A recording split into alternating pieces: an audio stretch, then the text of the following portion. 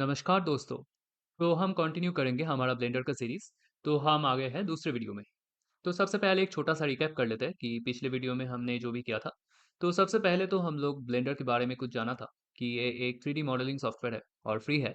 और फिर मैंने हम मेरा कुछ 3D मॉडल्स भी आप लोगों को दिखा था, जो आप लोग भी बनाएँगे जल्दी, मतलब कुछ वीडियोज़ बाद। और फिर हम लोगों ने कुछ बेसिक मूवमेंट्स देखा था ब्लेंडर के स्क्रीन में। तो हमने जो देखा था वो था बस इतना ही कि अगर हम ऑल्ट दबाएँ तो हम इधर-उधर घूम सकते हैं एक ही फ़ोकस से, और अगर हम ऑल्ट और कंट्रोल दबाएँ तो वही जगह से हम ज़ूम इन ज़ूम आउट कर सकते हैं, और अगर हम ऑल्ट शिफ्ट दबाएँ तो हम इधर-उधर जा सकते हैं। बस इतना सा ही था पिछले वीडियो में। तो आज की वीडियो में भी कुछ और अच्छा और नया चीज़ें हम देखेंगे। और एक और बात मैं बताना चाहता हूँ, और शायद मैंने ये नहीं बताया था पिछले वीडियो में, वो है कि ये जो खाली स्पेस है, इसको हम बोलते हैं 3D व्यू पोर्ट। और कुछ और भी मतलब व्यूज़ है बोल सकते हैं आप। जैसे कि अगर मैं ये वाला सर्कल दबाऊँ, तो ये होता है मेरा वायरफ्रेम मोड। फिर ये वाला सर्कल है मटेरियल्स मोड, और ये वाला है रेंडर मोड।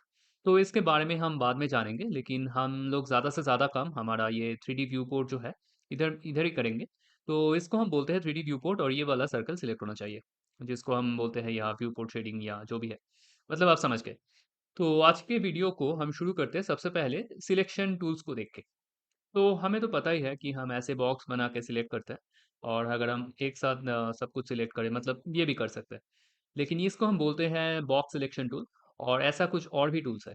जैसे कि मेरे पास बॉक्स है, सर्कल है और लासो है। तो बॉक्स तो आप लोगों ने देख ही लिया कि ऐसे हम सिलेक्ट करते हैं, 1, 2, 3 सब कुछ कर सकते हैं, और इधर भी आ जाएगा जो भी हमने सिलेक्ट किया। अच्छा, फिर देखते हैं ये सर्कल टूल क्या है। तो मेरे पास कुछ सर्कल आ जाएगा, लेकिन ये सर्कल नहीं बनाएगा। इसको हम क्लिक करके जो भी टूल्स में क्लिक करें, मतलब क्लिक नहीं करें, मतलब टूल्स के ऊपर हम अगर आए तो वो सिलेक्ट हो जाएगा। ये 1-2 मतलब मतलब आप समझ गए, मतलब 1-2 बार यूज़ कर लिए तो समझ ही जाएँगे। मतलब क्या ही बताऊँ इसमें और। अच्छा, तीसरा जो टूल है ये बहुत ही मज़ेदार है, इसको हम बोलते हैं लासो टूल। इससे हम क्या कर सकते हैं, एक रैंडम से शेप बना सकते हैं, और शेप के अंदर जो भी ऑब्जेक्ट आएगा वो सिलेक्ट हो जाएगा। जैसे कि ये अभी सिर्फ़ बॉक्स है, तो बॉक्स सिलेक्ट हो गया। और अभी मेरा कैमरा और मेरा लाइट है, तो ये दोनों सिलेक्ट हो गया।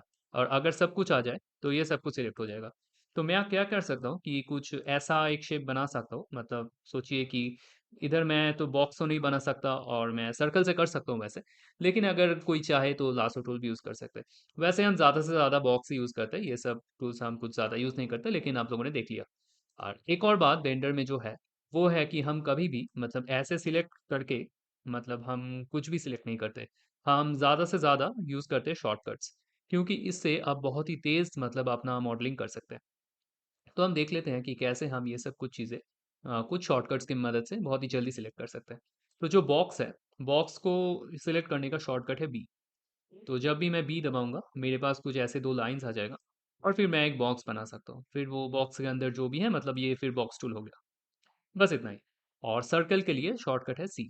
तो मेरे सर्कल आ गया, और फिर सर्कल टूल जैसे काम करते हैं, मतलब सिलेक्ट करो वैसे ही, हो गया।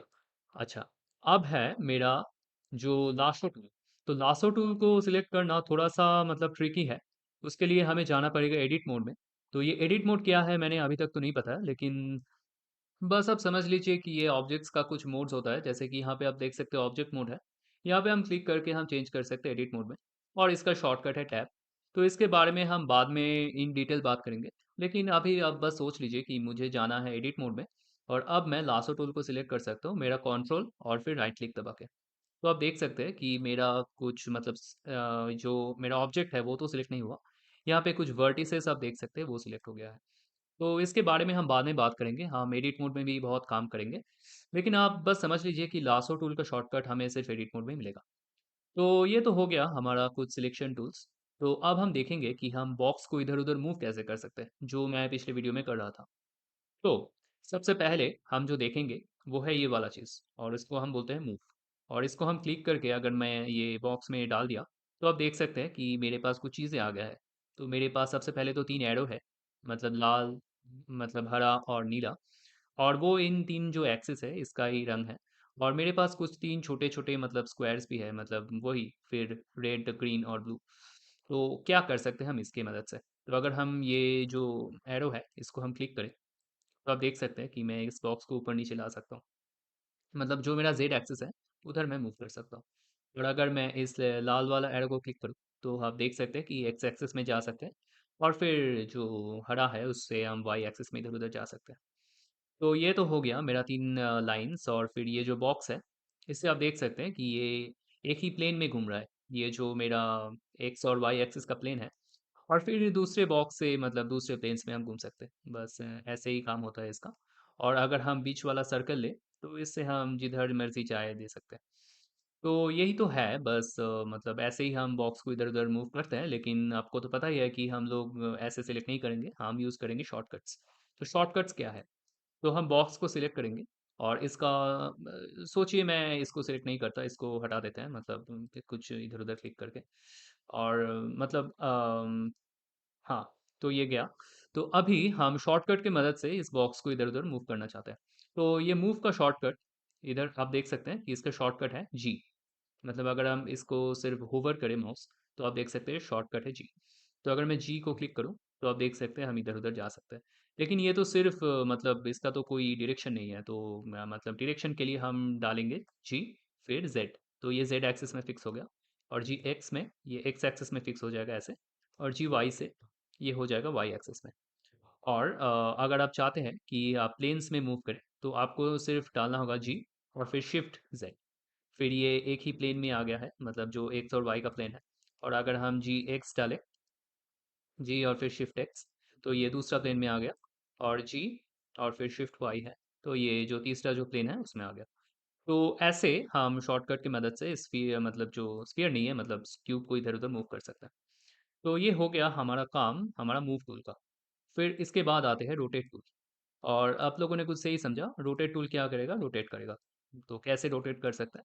तो ये जो बड़ा सर्कल है, इसकी मदद से हम इधर-उधर जिधर चाहे रोटेट कर सकते हैं। मतलब कुछ ज़्यादा सेंस नहीं बना रहा होगा, लेकिन आप यहाँ मतलब यहाँ देख सकते हैं कि रोटेशन वैल्यू चेंज हो रहा है। तो जैसे देख सकते हैं कि तीनों का वैल्यू चेंज हो रहा है।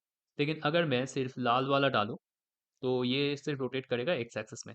तो अभी भी तीनों का वैल्यू चेंज हो रहा है, वो इसीलिए क्योंकि ये मतलब क्यूब कुछ अलग जगह पे है। तो एक काम करते हैं, मैं इस क्यूब को हटा देता हूँ। तो इसको सिलेक्ट करके मैं डालता हूँ डिलीट और एक नया क्यूब मैं लाता हूँ इधर। तो इसको एक नया क्यूब हम ऐसे ला सकते हैं। हम ये भी देखेंगे कि कहाँ से आता है ये सब कुछ।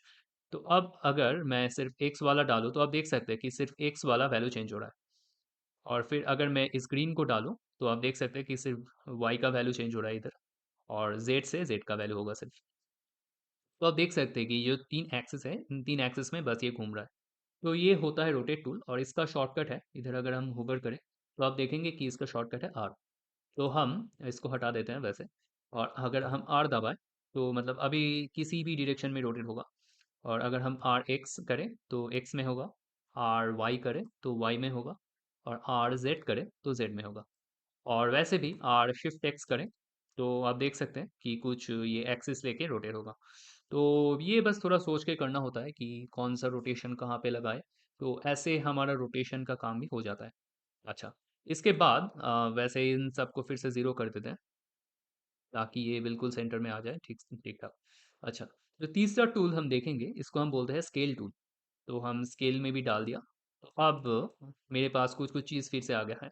तो मैं ये ज़ेड ज़ेड को दबाऊँ तो आप देख सकते हैं कि ये ज़ेड की तरफ कुछ ऊपर जा रहा है और यहाँ पे स्केल का वैल्यू चेंज हो रहा है। अगर मैं वाई वाला डालूँ तो अब इसको एक्स का वैल्यू चेंज हो रहा है और अगर मैं मतलब ये जो वाई वाला है वैसे पिछला वाला एक्स था। तो मतलब अब हमने देख लिया कि ऐसे जो स्केल है तो ये क्यूब थोड़ा-सा बड़ा हो गया। मतलब इधर-उधर हम बड़ा-छोटा कर सकते हैं।